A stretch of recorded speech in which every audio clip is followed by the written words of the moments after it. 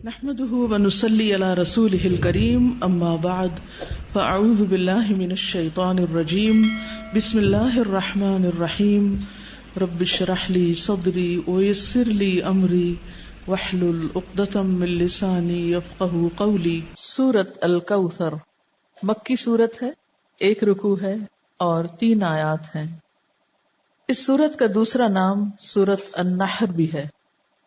اس کے شان نزول میں ایک روایت آتی ہے، دلائل النبوہ میں ہے کہ جس شخص کی اولاد یعنی بیٹا مر جائے تو عرب اس کو ابتر کہتے تھے۔ ابتر کہتے ہیں جڑ کٹے کو، کہ اس کی نسل ختم ہو گئی۔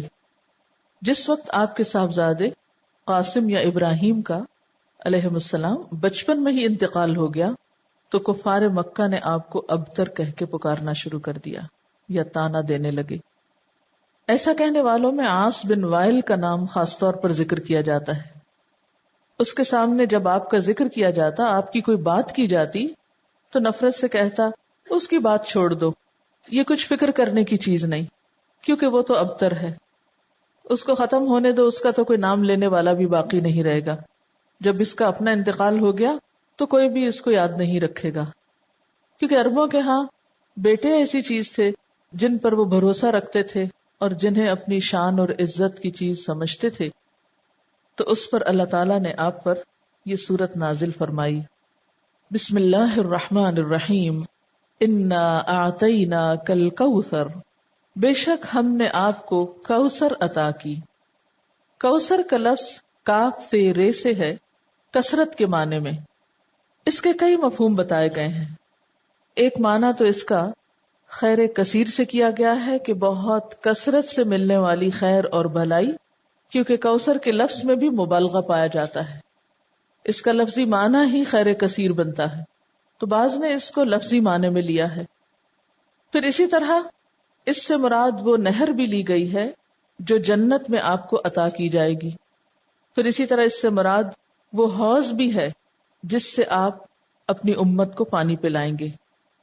ابن کثیر نے کوثر سے مراد خیر کثیر ہی لیا ہے، کیونکہ خیر کثیر میں پھر ساری چیزیں آ جاتی ہیں، وہ جنت کی نہر بھی آ جاتی ہے، حوض کوثر بھی آ جاتا ہے، اور آپ کو جو فتوحات دنیا میں نصیب ہوئیں، اسلام کا بول بالا ہوا، آپ کا مشن آپ کی زندگی میں مکمل ہوا، یہ تمام چیزیں اس ایک لفظ میں شامل ہو جاتی ہیں۔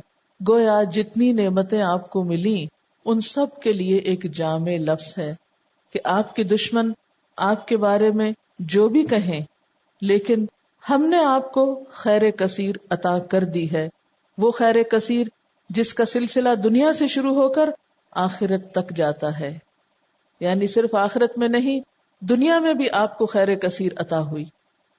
اس کے بارے میں کچھ احادیث بھی ہیں۔ حضرت انس کہتے ہیں کہ ایک روز آپ صلی اللہ علیہ وسلم مسجد میں ہمارے درمیان تھے، اچانک آپ پر ایک قسم کی نیند یا بے ہوشی سی طاری ہوئی، پھر ہنستے ہوئے آپ نے سر مبارک اٹھایا۔ ہم نے پوچھا، اے اللہ کے رسول صلی اللہ علیہ وسلم، آپ کے ہنسنے کا سبب کیا ہے؟ آپ نے فرمایا کہ مجھ پر اس وقت ایک سورت نازل ہوئی ہے، یعنی اس سورت کے نازل ہونے پر آپ مسکرائے۔ پھر آپ نے بسم اللہ کے ساتھ یہ سورت کوثر پڑھ کر سنائی۔ پھر فرمایا، تم جانتے ہو کوثر کیا چیز ہے؟ ہم نے کہا اللہ و رسولہ عالم۔ آپ نے فرمایا یہ ایک نہر ہے جس کا میرے رب نے مجھ سے وعدہ فرمایا ہے، جس میں خیر کثیر ہے، اور وہ حوض ہے جس پر میری امت قیامت کے روز پانی پینے کے لیے آئے گی۔ اس کے پانی کے پینے کے برتن آسمان کے ستاروں کی تعداد میں ہوں گے۔ اس وقت بعض لوگوں کو فرشتے حوض سے ہٹا دیں گے تو میں کہوں گا میرے پروردگار یہ تو میری امت ہے۔ اللہ تعالیٰ فرمائے گا آپ نہیں جانتے کہ ان لوگوں نے آپ کے بعد کیسا دین اختیار کیا، یعنی نام آپ کا لیتے تھے لیکن طریقے آپ والے نہیں تھے۔ بہرحال اس نہر کے بارے میں معراج کے واقعے میں بھی کچھ تفصیلات ملتی ہیں۔ بخاری کی روایت ہے، آپ صلی اللہ علیہ وسلم نے معراج کے واقعے میں فرمایا، میں ایک نہر پہ پہنچا جس کے دونوں کناروں پر خولدار موتیوں کے ڈیرے لگے تھے۔ میں نے جبریل سے پوچھا یہ نہر کیا ہے؟ اس نے جواب دیا یہ کوثر ہے۔ یعنی آپ کو معراج کے سفر پر وہ نہر دکھائی گئی جس میں پانی بہ رہا تھا یا جو بھی چیز، مگر اس کے کناروں کے اوپر خولدار موتی تھے۔ سیدنا ابو عبیدہ نے حضرت عائشہ سے پوچھا کہ کوثر سے کیا مراد ہے؟ انہوں نے کہا کوثر سے ہر وہ بھلائی مراد ہے جو اللہ نے آپ کو عطا کی۔ ابو بشیر کہتے ہیں کہ میں نے سعید بن جبیر سے کہا، یعنی مختلف لوگ اس کے بارے میں سوال جواب کرتے رہے کہ لوگ کہتے ہیں کہ کوثر جنت میں ایک نہر کا نام ہے۔ سعید نے جواب دیا، جنت والی نہر بھی اس بھلائی میں داخل ہے جو اللہ نے آپ کو عطا کی ہے۔ گویا مختلف آراء ہیں اس بارے میں، لیکن حقیقت یہ ہے کہ اس میں وہ تمام بھلائیاں شامل ہیں جو اللہ سبحانہ وتعالی نے رسول اللہ صلی اللہ علیہ وسلم کو عطا کی۔ آخرت کی بھلائیوں کے علاوہ دنیا کی بھلائیاں اگر آپ دیکھیے جن کا ذکر اور پھر اس سے پہلے بھی وَالضُّحَىٰ وَاللَّيْلِ إِذَا سَجَىٰ مَا وَدَّعَكَ رَبُّكَ وَمَا قَلَىٰ وَلَلْآخِرَةُ خَيْرٌ لَكَ مِنَ الْأُولَىٰ وَلَسَوْفَ يُعْطِيكَ رَبُّكَ فَتَرْضَىٰ۔ تو یہ جو ہے وَلَسَوْفَ يُعْطِيكَ رَبُّكَ فَتَرْضَىٰ یہ بھی اسی خیر کثیر میں شامل ہے۔ پھر اسی طرح أَلَمْ نَشْرَحْ لَكَ صَدْرَكَ وَوَضَعْنَا عَنْكَ وِزْرَكَ الذي انقض ظهرك ورفعنا لك ذكرك یہ بھی خیر کثیر میں شامل ہے جو آپ صلی اللہ علیہ وسلم کو عطا ہوا۔ آپ کو قرآن جیسی نعمت دی گئی اور صحابہ کرام جیسے مخلص ترین ساتھی عطا ہوئے جنہوں نے اپنی جانیں قربان کر کے اس مشن کو پروان چڑھایا جو آپ اللہ کی طرف سے لے کر آئے تھے۔ اب بات یہ ہے کہ جب بھی کسی کو کوئی نعمت ملے تو اسے کیا کرنا چاہیے؟ اس کا حق ادا کرنا چاہیے۔ اور کسی نعمت کا حق کب ادا ہوتا ہے؟ جب انسان اللہ کی مرضی اور اطاعت کے کام کرتا ہے۔ اس لیے فرمایا فَصَلِّ لِرَبِّكَ وَانْحَرْ، پس نماز پڑھیے اپنے رب کے لیے اور قربانی کیجیے۔ اس سے ایک بہت بڑے سوال کا جواب ملتا ہے کہ اللہ کا شکر کیسے ادا کیا جائے۔ آپ کو بھی خیر کثیر مل رہی ہے قرآن کی نعمت، تو اس کے شکرانے کے لیے بھی خاص نوافل پڑھنے ہیں، ٹھیک ہے، اور اس کے ساتھ صدقہ بھی کرنا ہے، کیونکہ اسی طرح شکرانہ ادا کیا جاتا ہے۔ ایک طرف بندہ اللہ کا حق نہ بھولے اور دوسری طرف بندوں کا نہ بھولے۔ عام طور پر اس موقع پر خوشی منائی جاتی ہے اور پھر خوشی منانے میں سب کچھ اپنے اوپر ہی خرچ کر لیا جاتا ہے۔ یہ صرف چند ظاہری مخصوص چیزوں سے خوشی منانے کا تصور سامنے آتا ہے، جبکہ خوشی منانے کے کئی طریقے ہیں، اور خاص طور پر محروم لوگوں کو ایسے موقعوں پہ یاد رکھنا۔ مسلمان کی زندگی میں تو جو بھی خوشی کا موقع آتا ہے وہ تنہا نہیں مناتا اس کو، اسی لیے چھوٹی عید ہو بڑی عید ہو دونوں میں آپ نمازیں پڑھتے ہیں، ایک میں صدقہ فطر ادا کرتے ہیں، دوسرے میں قربانی کرتے ہیں، اس کے علاوہ بھی جو بن پڑے یتیموں، غریبوں، مسکینوں اور ضرورت مند افراد کو دیتے ہیں۔ اور یہی اصول رکھیے زندگی بھر، جب بھی کوئی نعمت ملے فَصَلِّ لِرَبِّكَ، اپنے رب کے لیے نماز پڑھیے، جھک جائیے، وَانْحَرْ، اور قربانی کیجیے۔ نحر بنیادی طور پر اونٹ کی قربانی کو کہا جاتا ہے، یعنی قربانی ٹھیک ٹھاک قسم کی۔ اونٹ سب سے بڑا جانور ہے نا، تو اپنی حیثیت کے مطابق جو بھی اللہ توفیق دے۔ اسی لیے کہا جاتا ہے کہ حضرت عبداللہ بن عمر نے شاید سورۃ البقرہ کے خاتمے پر 7 اونٹ ذبح کیے تھے۔ عربوں کے ہاں سب سے بڑی دولت اونٹ تھی، ان کی متاع یہی تھی، اور کسی کو آنر دینا ہوتا تو اس کے آنے پر اس کی مہمانی میں اونٹ ذبح کیا کرتے تھے، مرغی بکری نہیں بلکہ اونٹ۔ تو اسی طرح صدقے کا جو انتہائی تصور ہے، یا بڑی سے بڑی چیز اللہ کی راہ میں دینا ہے، وہ کیا ہے؟ جو بن پڑے میکسیمم انسان کو دینے میں وہ دے اللہ کے راستے میں۔ وَانْحَرْ، اور قربانی کیجیے، یعنی نحر سے مراد اونٹ کی قربانی، اور اس کا مسنون طریقہ کیا ہے کہ اس کا پاؤں باندھ کر حلقوم میں نیزہ مارا جاتا ہے، کھڑا کر کے اس کو قربان کیا جاتا ہے، اسی سے پتہ چلتا ہے۔ ویسے تو قربانی کے لیے اور لفظ بھی آتے ہیں نا، لیکن یہاں نحر سے خود بخود واضح ہو رہا ہے کہ یہ اونٹ کی، کیونکہ صرف اونٹ کو اس طرح ذبح کیا جاتا ہے، باقی جانوروں کو لٹا کے ذبح کیا جاتا ہے۔ اور ویسے بھی آپ صلی اللہ علیہ وسلم کو حکم تھا قُلْ إِنَّ صَلَاتِي وَنُسُكِي وَمَحْيَايَ وَمَمَاتِي لِلَّهِ رَبِّ الْعَالَمِينَ، تو فَصَلِّ لِرَبِّكَ، دکھاوے کی نماز نہیں، وہ جو پچھلی صورت میں آئی ہے الذین هم یراؤن ویمنعون الماعون۔ ایک تو اپنے اندر کے حرص اور بخل ختم کرنے ہیں، اور دوسری طرف دکھاوے کی نماز نہیں، فصلی لربک کرنی ہے، ونحر، اور قربانی بھی اپنے رب کے لیے کرنی ہے۔ نتیجہ کیا نکلے گا؟ ان شانئک ھو الابتر، دشمنوں کو اللہ خود سنبھال لے گا، برا چاہنے والے خود مصیبت میں گرفتار ہو جائیں گے۔ عموماً کیا ہوتا ہے جب انسان کو نعمت ملتی تو ساتھ ہی حاسد بھی پیدا ہو جاتے ہیں نا، ساتھ ہی جیلسیز شروع ہو جاتی ہیں، خواہ دین کی نعمت ملے یا دنیا کی ملے، یہ ایک انڈرسٹوڈ سی بات ہے۔ تو آپ صلی اللہ علیہ وسلم صادق اور امین تھے، لوگوں کی آنکھوں کا تارا تھے. جب سے آپ کو نبوت ملی ابو جہل ابو لہب ناراض ہو گئے، ساری حمایتوں سے دستکش ہو گئے، اپنے ہی خاندان کے لوگ مخالف اور دشمن ہو گئے، ادھر اہل کتاب دشمن بن گئے. ان کو کیا ہوا؟ وہ تو اتنے انتظار میں تھے. ان کو بھی حسد مار گیا کہ ہمارے قبیلے سے کیوں نہیں آئے، ہمارے بنی اسرائیل میں سے کیوں نہیں آپ نکلے. تو یہ شیطان انسان کو چھوٹی چھوٹی چیزوں میں آ کے الجھا دیتا ہے، معمولی معمولی چیزوں کو انا کا مسئلہ بنا کر انسان کو حق سے دور کر دیتا ہے.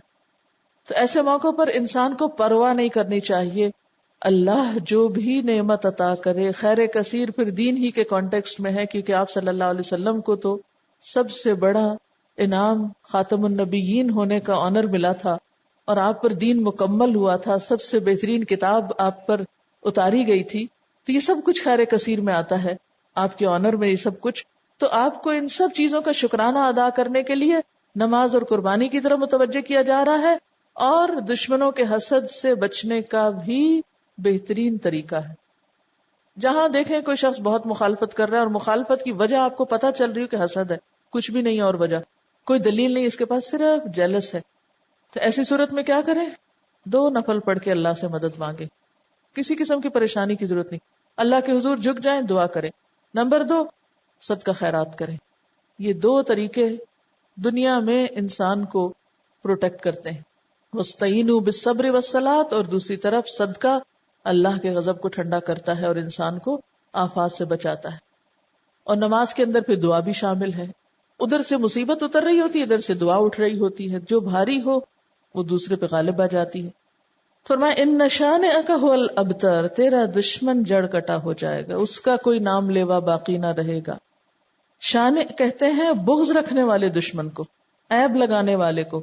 شنآن قوم پیچھے لفظ آپ پڑھ چکے ہیں، اسی روٹ سے ہے. ایسا دشمن جو بدخواہ بھی ہو اور کینہ پرور بھی ہو، عداوت بھی رکھتا ہو، بغض بھی رکھتا ہو. اور یہ دشمنی کا تیسرا اور انتہائی درجہ ہوتا ہے. قریش مکہ آپ کے ایسے ہی دشمن بن گئے تھے، تو اس لیے آپ صلی اللہ علیہ وسلم کو تسلی دی جا رہی ہے، آپ کا نام بلند رہے گا. وَرَفَعْنَا لَكَ ذِكْرَكَ، اور آپ کے دشمن جڑ کٹے ہو جائیں گے. اور یہ حقیقت آج دیکھیں ہر نماز میں، ہر اذان میں، دنیا کے اربوں خربوں مسلمان دن میں کئی دفعہ آپ کا نام سنتے ہیں، پڑھتے ہیں، درود شریف پڑھتے ہیں آپ پر. ایک دن میں پوری دنیا کے مسلمانوں کے درود شریف کو آپ جمع کر لیں، اگر ویسے بھول بھی جائیں تو نمازوں میں ہی جو درود شریف ہے تو کتنا آپ کا نام لیا جاتا ہے، کتنا آپ کا ذکر خیر کیا جاتا ہے، کیسی کیسی آپ کی تعریف ہوتی ہے. اور یہ سلسلہ قیامت تک چلتا ہی جائے گا، بڑھتا ہی جائے گا. یعنی آپ کے دور میں جتنے لوگ آپ کا نام لینے والے تھے اس سے اب تعداد میں کتنے زیادہ ہیں جو آپ کا نام لینے والے ہیں. اور پھر قیامت کے دن بھی اللہ تعالیٰ آپ کو مقام محمود عطا کرے گا، جب ساری مخلوق کی زبان پہ آپ کی تعریف جاری ہو جائے گی. اور آپ کے دشمنوں کو کیا ہاتھ آیا؟ جب تک تاریخ کی کتاب اٹھا کے نہ دیکھیں نہیں پتا چلتا عاص بن وائل کون ہے، نہیں پتا چلتا ابو جہل کا نام کیا تھا اور ابو لہب کا نام کیا تھا اور وہ کیا کرتے تھے اور ان کا کیا معاملہ اور قصہ تھا، عام لوگوں کو نہیں پتا. اور اس کے مقابلے میں آپ صلی اللہ علیہ وسلم کا نام ہمیشہ کے لیے بلند ہو گیا. اس سے جو بات ہمیں پتہ چلتی ہے اور جو سبق سیکھنے کا ہے وہ کیا ہے کہ انسان اللہ کی نعمتوں پر نظر رکھے، پازیٹو سوچ اختیار کرے، نعمتوں کا شکرانہ ادا کرے، نعمتیں اور ملیں گی. مخالفتوں کی پرواہ نہ کرے، مخالفتیں دم توڑ جائیں گی، اس لیے کہ اللہ سبحانہ و تعالی خود حفاظت کرنے والا ہے. جو شخص اپنے رب کو منانے اور راضی رکھنے میں کامیاب ہو گیا وہ محفوظ ہو گیا. جس نے رب کا سہارا تھام لیا، جس نے اس پہ توکل کیا، جو اس کی مدد کے لائق ہو گیا، جس پر اس کا فضل ہو گیا، پھر اس کے لیے کوئی بھی پریشانی باقی نہ رہے گی انشاءاللہ. سورۃ الکافرون مکی سورت ہے، 1 رکوع ہے، 6 آیات ہیں.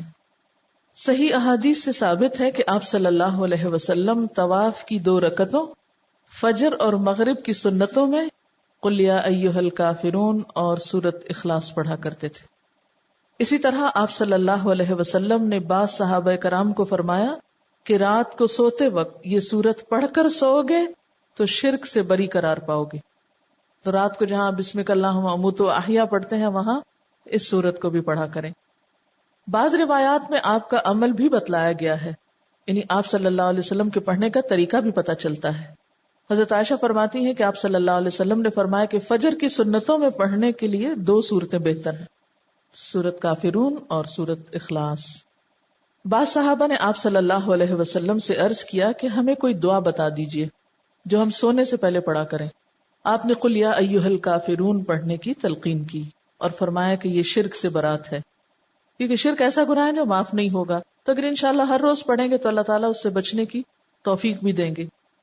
حضرت جبیر بن مطعم فرماتے ہیں کہ آپ صلی اللہ علیہ وسلم نے ان سے فرمایا کیا تم یہ چاہتے ہو کہ جب سفر میں جاؤ تو وہاں تم اپنے سب رفقا سے زیادہ خوشحال اور بامراد رہو، تمہارا سامان زیادہ ہو جائے؟ انہوں نے عرض کیا بے شک میں ایسا چاہتا ہوں اے اللہ کے رسول صلی اللہ علیہ وسلم۔ آپ نے فرمایا کہ آخر قرآن کی 5 صورتیں کافرون، نصر، اخلاص، فلق اور ناس پڑھا کرو، یعنی سفر کے موقع پر بھی پڑھا کرو۔ ہر سورت کو بسم اللہ سے شروع کرو اور بسم اللہ ہی پر ختم کرو، یعنی اگلی سورت سے پہلے پھر پڑھو۔ حضرت جبیر کہتے ہیں کہ اس کے بعد میرا حال یہ تھا کہ سفر میں اپنے 2 ساتھیوں کے مقابلے میں خستہ حال ہوتا تھا۔ آپ کی اس تعلیم پر عمل کرنے کے بعد میں سب سے اچھے حال میں رہنے لگا۔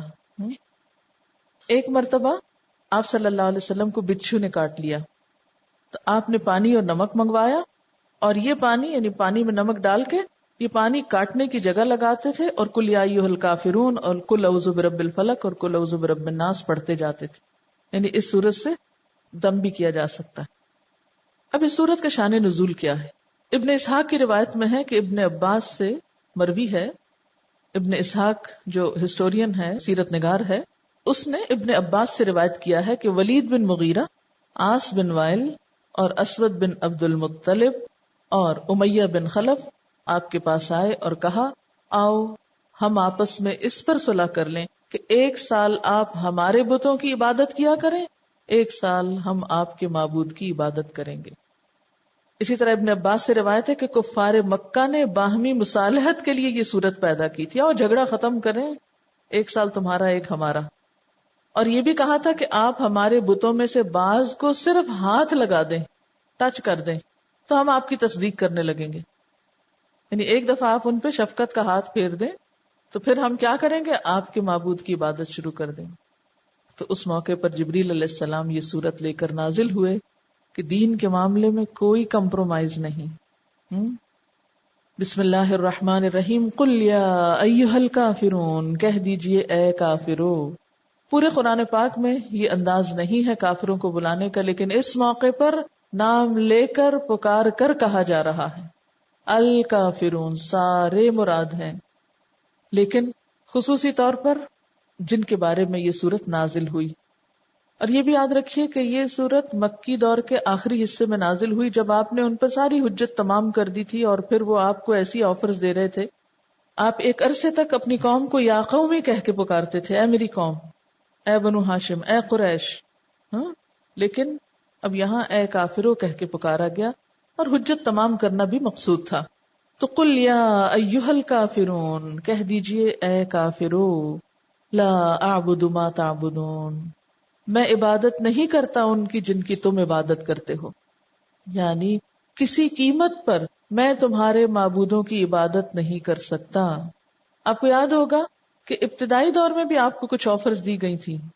جب ابو طالب زندہ تھے، کفار مکہ میں سے کچھ سردار آ کر یہ آفر کر رہے تھے آپ صلی اللہ علیہ وسلم کو کہ آپ چاہیں تو آپ کے قدموں میں جتنی چاہیں دولت لا کے ڈھیر کر دیتے ہیں، جس لڑکی سے چاہیں شادی کر دیتے ہیں، مکہ کا سردار بننا چاہتے ہیں تو وہ بنا لیتے ہیں، لیکن ہمارے معبودوں کی توہین نہ کرو، ان کو کچھ نہ کہا کرو، لا مت کہو، الا اللہ کہتے رہو لیکن لا مت کہو، ان کو کچھ نہ کہو۔ لیکن آپ صلی اللہ علیہ وسلم نے ان میں سے کسی بات کو تسلیم نہیں کیا۔ اس سے یہ بات پتہ چلتی ہے کہ دین کا کام اس وقت تک ہو نہیں سکتا جب تک انسان اپنی بات کا پکا نہ ہو۔ دین کے اصولوں پہ کمپرومائز نہیں کیا جا سکتا۔ اچھا، ہمارا عام طور پر حال کیا ہوتا ہے؟ بعض اوقات ہم دوسرے کا دل رکھنے کے لیے اس کی غلط باتیں لے لیتے ہیں۔ ہم کہتے ہیں چلو پہلے اس کو مانوس کر لیں، کچھ غلط کام ان جیسے کر لیں، اور پھر اس کے بعد ہم ان کو سمجھا لیں گے۔ یہ طریقہ درست نہیں ہوتا۔ مثلا کوئی شراب پی رہا تو آپ کہ چلو میں اس کا دل رکھنے کو تھوڑی سی پی لوں، پھر اس کے بعد اس کو تبلیغ کر کے سمجھا دوں گی کہ یہ حرام ہے، پہلے ذرا میں کمپنی تو دوں اس کو۔ یہ نہیں ہو سکتا، اس لیے کہ جب آپ کا اپنا عمل غلط ہوگا تو آپ دوسرے کو کس منہ سے منع کریں گے؟ آپ کی کون سنے گا پھر؟ اصل بات یہ ہے کہ باطل دوئی پرست ہے، حق لا شریک ہے. شعر ہے اصل میں. باطل دوئی پرست، دوئی پسند یعنی کہ اس میں بے وفائی ہے، بہت سارے بت ہیں. حق لا شریک ہے. حق کی خوبی کیا ہے کہ اس میں بس ایک الہ ہے، دی اونلی ون. شرکت میانہ حق کو باطل نہ کر قبول. ہمیں کیا حکم ہے کہ کچھ باطل کی چیزیں، کچھ حق کی چیزیں، کچھ ملغوبہ سا دین بنا کے وہ اختیار کر لو، یہ نہیں کرنا. روشنی روشنی ہے، اندھیرا اندھیرا ہے، حق حق ہے، باطل باطل ہے. اس لیے دین کے معاملے میں کمپرومائز نہیں کرنا، سمجھوتے نہیں کرنے، اصول پر قائم رہنا ہے، استقامت اختیار کرنی ہے. اور خصوصاً عقیدے کے معاملے میں، توحید کے معاملے میں کسی قسم کی کوئی مداہنت نہیں برتنی. قل یا ایھا الکافرون لا اعبد ما تعبدون، میں نہیں عبادت کرتا جن کی تم عبادت کرتے ہو. ولا انتم عابدون ما اعبد، اور نہ تم عبادت کرنے والے ہو جس کی میں عبادت کرتا ہوں. ولا انا، اور نہ میں عابدن عبادت کرنے والا ہوں، ما عبدتم جن کی تم نے عبادت کی. اب دیکھیے یہاں ایک دفعہ مضارع کا صیغہ ہے اور دوسری دفعہ فاعل کے وزن پر آ رہا ہے. ایک دفعہ عابدو ہے، دوسری دفعہ عابدن ہے. یعنی نہ کی ہے، نہ کروں گا، اور نہ کرنے والا ہوں. مجھ سے تم پوری طرح مایوس ہو جاؤ، یہ نہیں ہو سکتا. یعنی ایک ہی بات کو مختلف انداز میں کہا گیا ہے، مختلف پیرایوں میں بیان کیا گیا ہے کہ ہر طرح کا شک دور کر لو. کسی بھی شکل میں، کسی بھی طور پر کوئی کمپرومائز نہیں ہو سکتا. ولا انا عابد ما عبدتم ولا انتم عابدون ما اعبد، اور نہ تم عبادت کرنے والے ہو جس کی میں عبادت کرتا ہوں. لکم دینکم ولی دین، تمہارے لیے تمہارا دین اور میرے لیے میرا دین. جیسے ایک اور جگہ پر آتا ہے نا، لنا اعمالنا ولکم اعمالکم، کیونکہ یہ دو راستے اکٹھے نہیں ہو سکتے، ایک جیسے نہیں. یہ دو نظریے جمع نہیں ہو سکتے. وما امروا الا ليعبدوا الله مخلصین لہ الدین، وہاں تو اللہ کے سوا کسی کی عبادت کا بھی حکم نہیں، خواہ وہ ریاکاری ہی کی قسم کیوں نہ ہو. اس لیے کہ دونوں کی سوچ فرق، دونوں کا طرز زندگی فرق، اور دونوں کا انجام فرق. یہ کہاں اکٹھے ہو سکتے ہیں؟ یہ تو زمین اور آسمان ہے، یہ تو مشرق و مغرب جتنی دوری رکھتے ہیں آپس میں. دونوں ایک دوسرے کے بالکل اپوزٹ ہیں. بسم اللہ الرحمن الرحیم. قل یا ایھا الکافرون لا اعبد ما تعبدون ولا انتم عابدون ما اعبد ولا انا عابد ما عبدتم ولا انتم عابدون ما اعبد لکم دینکم ولی دین. پاک اور ناپاک ایک جیسے نہیں ہوتے، مسلم اور مجرم فرق ہوتے ہیں. دین پڑھے ہوئے اور نہ پڑھے ہوئوں کی زندگی مختلف ہوا کرتی ہے. جاننے والے اور نہ جاننے والے برابر نہیں ہوتے. نیکی اور برائی ایک نہیں ہوتی. افنجعل المسلمین کالمجرمین ما لکم کیف تحکمون. اس لیے قرآن پڑھنے کے بعد وہ میزان ہاتھ آتی ہے، وہ معیار ہاتھ آتا ہے جو نہ پڑھنے والوں کے پاس نہیں ہوتا. اس لیے عقائد میں، عبادات میں، اخلاق میں، معاملات میں لازمی طور پہ فرق آنا چاہیے، اور اگر فرق نہیں آیا تو گویا کچھ بھی نہیں پڑا. اللہ اکبر اللہ اکبر لا الہ الا اللہ واللہ اکبر اللہ اکبر وللہ الحمد. سورۃ النصر مدنی سورت ہے، ایک رکوع ہے، 3 آیات ہیں.